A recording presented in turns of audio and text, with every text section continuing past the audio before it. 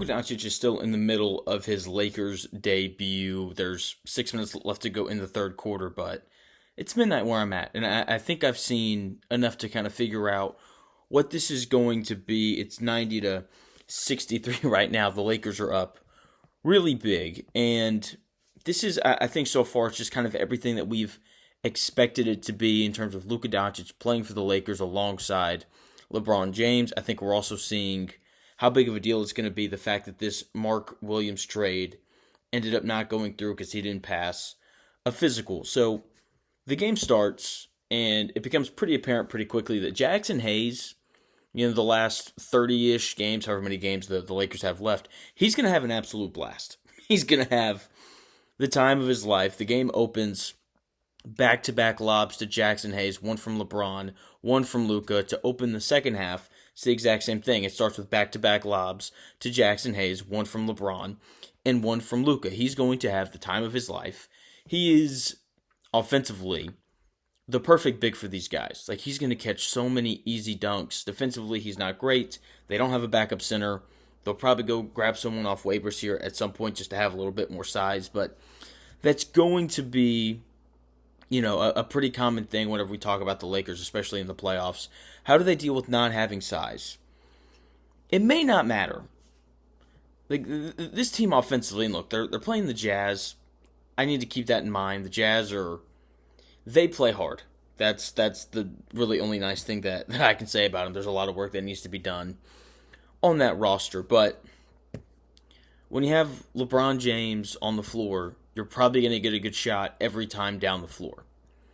When you have Luka Doncic on the floor, probably going to get a good shot every time you come down the floor, because both of those guys are just fantastic playmakers. And then you put them together, and there were some possessions tonight where you could tell like they're trying to feel out how to play together, but once they kind of get in sync and they're playing off of one another, and like LeBron's cutting to the basket and he's screening, and I only say LeBron because that's just not who Luka is. Like, he's not going to set a ton of screens. He's not going to cut hard to the basket. He's not going to do that. But once LeBron kind of figures out how to play alongside Luka, like, we're going to see LeBron James lobs and him doing that famous slot cut that he's kind of grown famous for amidst the several other things that he's famous for in the world of basketball. I think we're going to see more and more of that, and we're going to see Luka kind of play more of this playmaker role, and I think LeBron do a little bit more of the scoring. With that being said, they're both going to play make, and they're both going to score. And I don't know what minutes the Lakers are going to lose. Just because offensively, they're going to be so incredible. Just listen to these stats at halftime. The Lakers scored 72 points.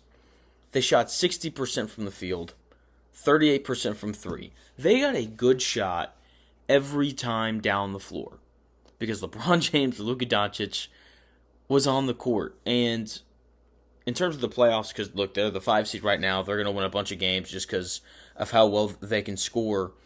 In the playoffs, like, they'll run into trouble if they run into a team like Denver with Jokic, just because they're not going to have the size to combat that. But if they can get LeBron to play one more year, and they can go out and get some legitimate size, a guy other than Jackson Hayes to kind of play those center minutes, like, even if Jackson Hayes is just your backup, they're just going to be really tough to stop. They've got, I think, a little more defensive prowess than I think we realized. Like, Gabe Vincent's a decent defender. Dorian Finney-Smith is capable of defending the other team's favorite or best player, and you're not like freaking out about it.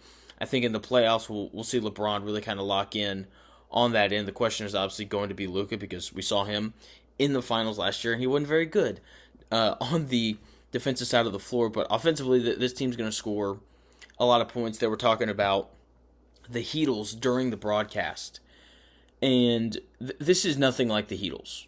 Like, Luka Doncic is the best player LeBron James has ever played with right now, already.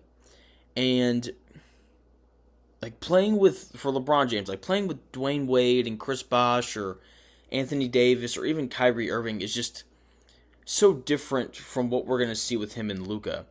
Because like, Dwayne Wade was a really good scorer. He wasn't an elite playmaker, at least not in the same way that Luka is. And so Like, we're going to get to see LeBron really kind of play off the ball and see what that looks like, because he's just never played alongside another playmaker at the same level as Luka. And it's the same thing for Luka. Like, the ball was in his hands every possession for the Dallas Mavericks, and he made every single decision. He's not going to have to do that.